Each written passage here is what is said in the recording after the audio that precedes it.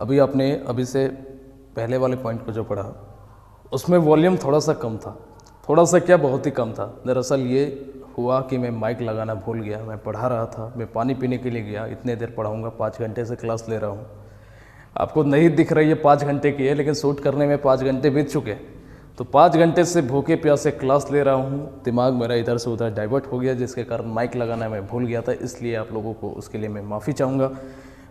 Earphone लगा लोगे, अगर एयरफोन जो आता है उसको अगर लगा लोगे और वॉल्यूम को अगर फुल कर लोगे तो वो सारी बातें मैंने अभी सुन करके देखा, क्लैरिटी के साथ सुनाई दे रहा है। बस ये हुआ हमारे साथ, इशू ये हो गया कि माइक में यहाँ लगाने की जगह नीचे ही रख गया, माइक में लगाना भूल गया। तो उसके लिए मैं माफ़ी चाहूँगा, ठीक है। उसको आप लोग मैनेज कर लीजिएगा, क्योंकि दोबारा से उस चीज़ को फिर से बताना बहुत एनर्जी लगता है, बहुत इफर्ट लगता है, ठीक है। फिर उसके पीछे अगर मैं जाऊँगा तो 2 घंटा और एक्स्ट्रा समय लग जाएगा। इसलिए आप लोग मेरे लिए थोड़ा सा कष्ट कर लेना, ठीक है। आगे बढ़ा जाए। और मात्र 3 पॉइंट है, क्लासिफिकेशन ऑफ नंबर में मात्र 3 पॉइंट है। उसके बाद कल के वीडियोज़ में हम लोग इसके नंबर को जानने की कोशिश करेंगे।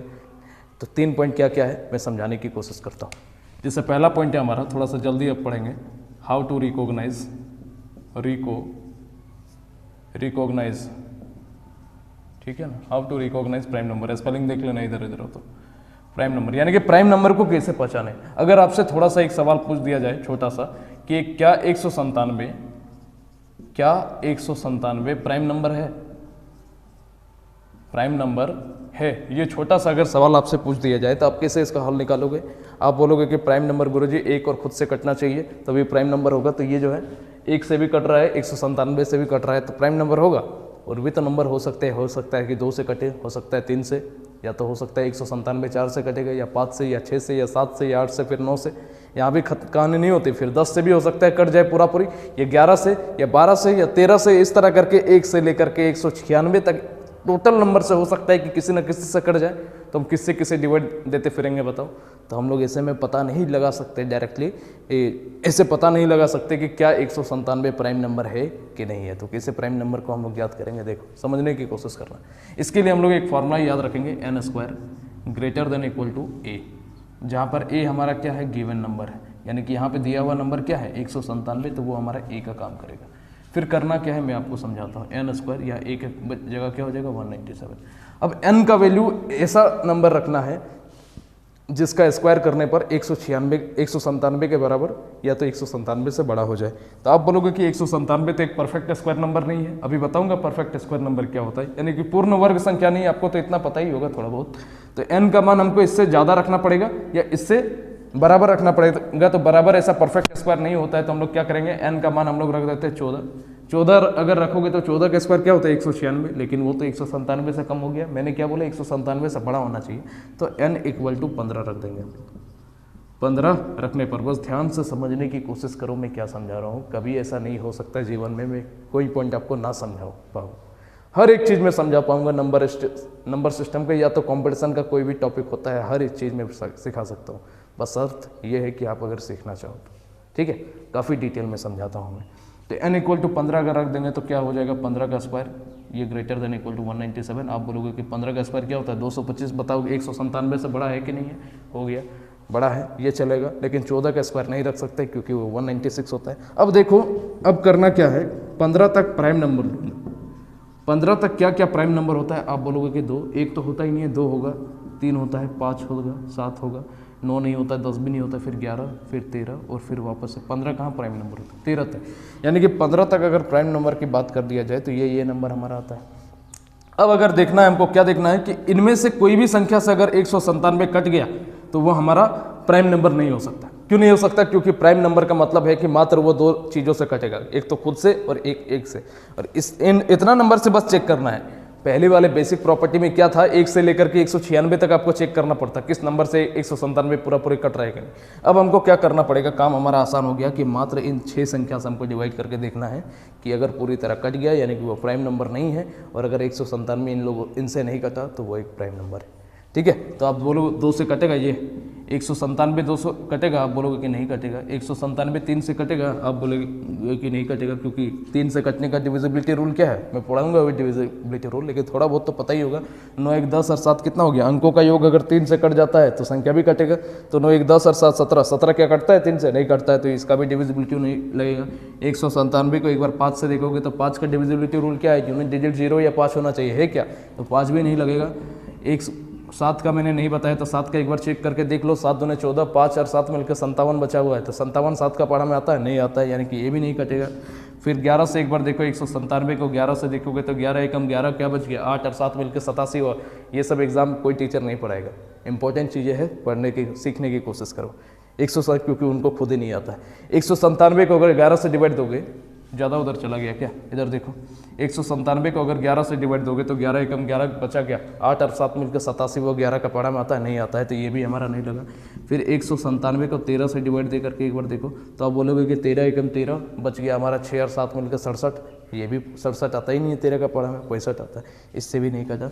तो आप देख रहे हो कि 197 जो है इनमें से किसी से भी नहीं कटा, यानी कि 197 का मात्र 2 फैक्टर है, 197 खुद और एक, यानी कि हम लोग क्या कर सकते हैं, 197 एक प्राइम नंबर है, 197 एक प्राइम नंबर है।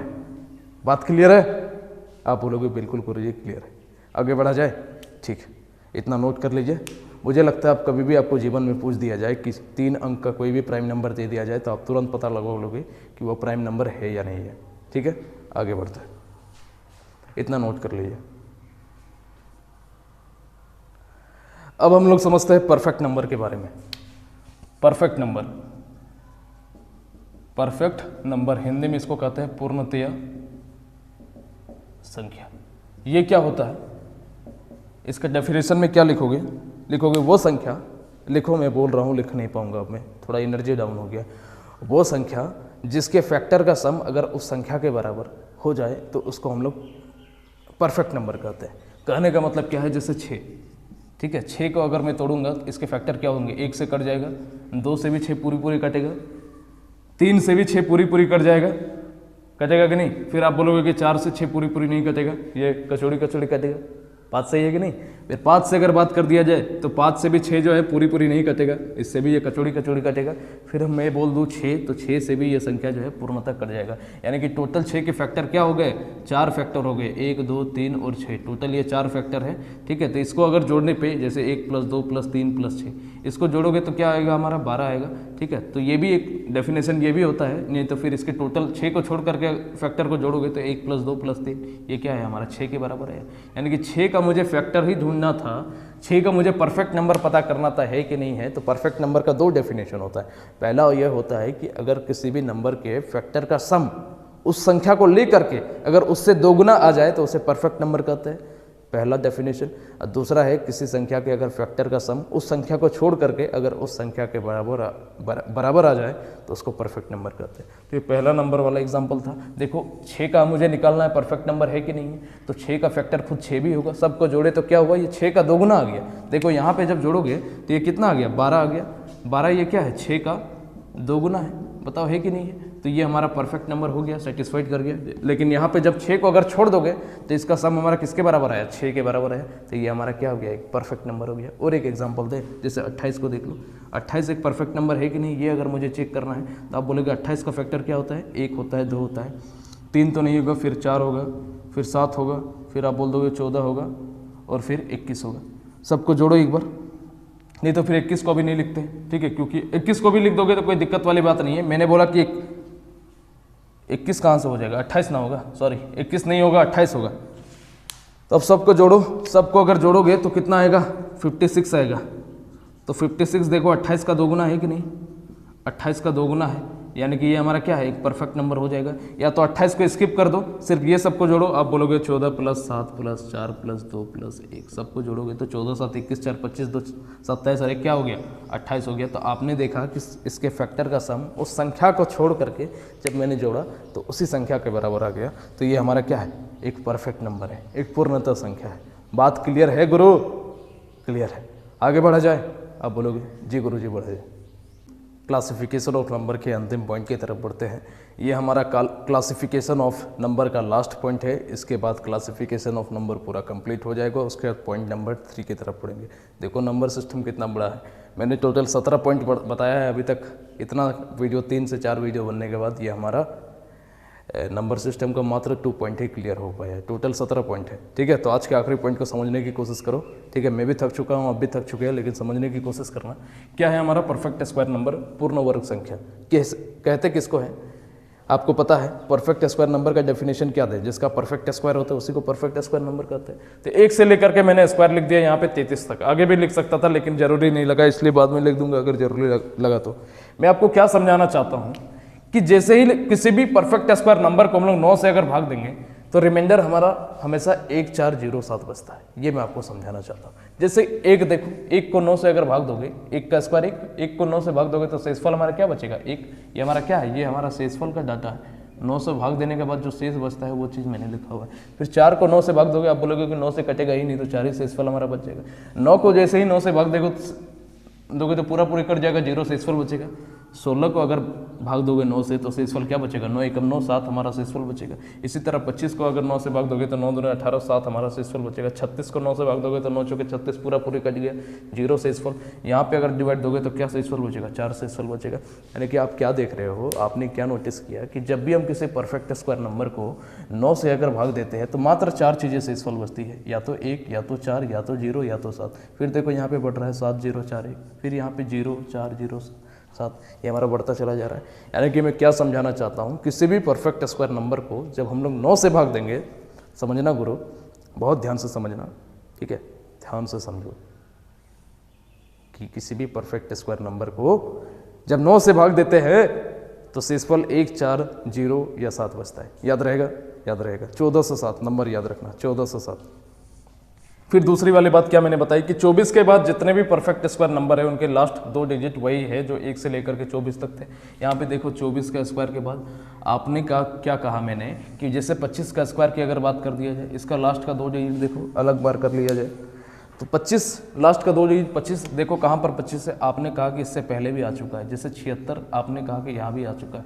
729 27 का स्क्वायर इससे पहले 529 में भी आ चुका है। 28 का लास्ट 2 डिजिट का देखो इससे पहले 484 में भी आ चुका है। 841 ये हमारे यहाँ पे आ चुका है। 20 यहाँ पर आ चुका है। फिर अगर आगे बढ़ा जाए 61 देखो यहाँ पर आ चुका है। 24 लास्ट का 2 डिजिट यहाँ पर आ चुका है। 89 जो है हमारा यहाँ पर आ चुका है। आपने क्या देखा, मैंने क्या बताया, सबसे पहले तो 24 तक तो कम से कम स्क्वायर याद रखना पड़ेगा। कम से कम क्या 50 तक याद करना है, लेकिन 24 तक इस नंबर सिस्टम वाले प्रॉपर्टी को समझने के लिए 24 तक याद रखना होगा। मैंने क्या बताया कि 1 से लेकर के 24 तक का स्क्वायर का जो लास्ट का 2 डिजिट है वो जो होता है वो कितना भी बड़ा नंबर का स्क्वायर आप निकाल लो, लास्ट उसका 2 डिजिट वही होगा।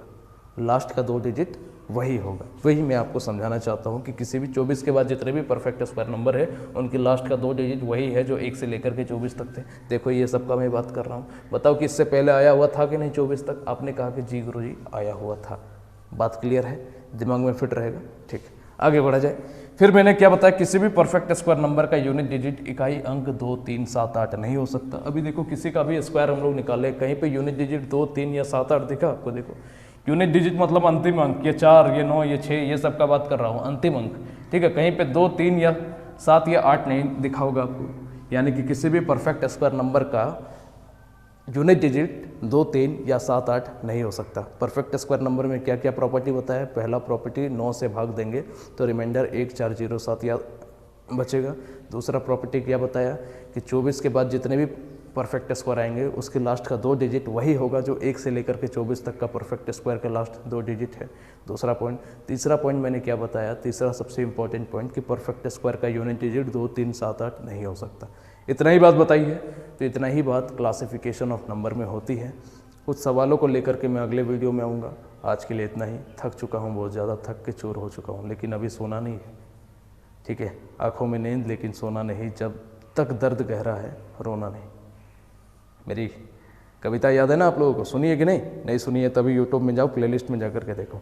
तो चलो आज के लिए इतना ही, विदाई लेते हैं। बहुत बहुत धन्यवाद। वीडियो पसंद आई है तो लाइक या डिसलाइक जो मर्जी कर देना यार, हम तो मेहनत करते रहेंगे जीवन भर।